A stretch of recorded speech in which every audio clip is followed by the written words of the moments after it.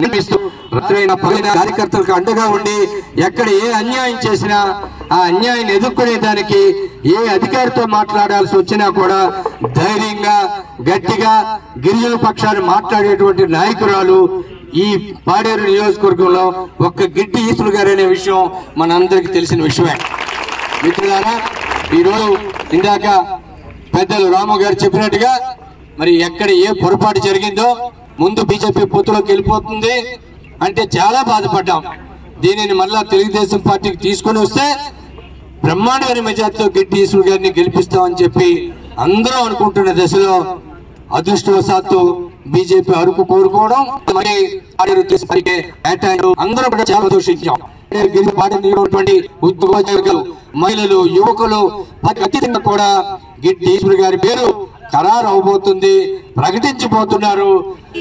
రేపు అత్యధిక మెజార్టీతో గిడ్డి ఈశ్వర్ గారు గెలవబోతున్నారు అనేటువంటి ఒక సంతోషమైనటువంటి వార్త వినబోతాం అనేటువంటి పరిస్థితుల్లో వైఎస్ఆర్ కాంగ్రెస్ పార్టీ అభ్యర్థి విశ్వేశ్వరరాజు ఆ పార్టీ నాయకుల గుండెల్లో కూడా రైళ్లు పరిగెత్తాయి.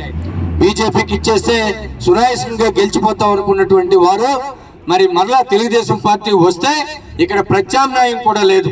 గిడ్డి ఈశ్వర్ గారు ఒక్కరు మాత్రమే మరి పార్టీ ఎమ్మెల్యేగా అభ్యర్థిగా ఉంటారని రాష్ట్ర వ్యాప్తంగా కూడా మీడియా కానీ పార్టీలో ఉన్నటువంటి సీనియర్ నాయకులు కానీ పాడేరు నియోజకవర్గంలో ఉన్నటువంటి అందరు సీనియర్ నాయకులు కూడా భావిస్తున్న తరుణంలో మన ఆశలన్నింటినీ తొంగలో తుక్కి మరి ఏం జరిగిందో సర్వేలు అంటారు, రిపోర్ట్లు అంటారు, కార్యకర్తల మనోభావాలు అంటారు, సీనియర్ నాయకుల మనోభావాలు అంటారు. మరి ఏమి తీసుకున్నారో తెలియదు కానీ ఏ రోజు పార్టీ జెండా మోయని వ్యక్తికి, ఎవరో తెలియని వ్యక్తికి పాడేరు పంచాయతీకి సంబంధించినటువంటి మరి ఆయనకి పార్టీ టికెట్ పేరు ప్రకటించగానే అందరం కూడా హతాశులయ్యాం.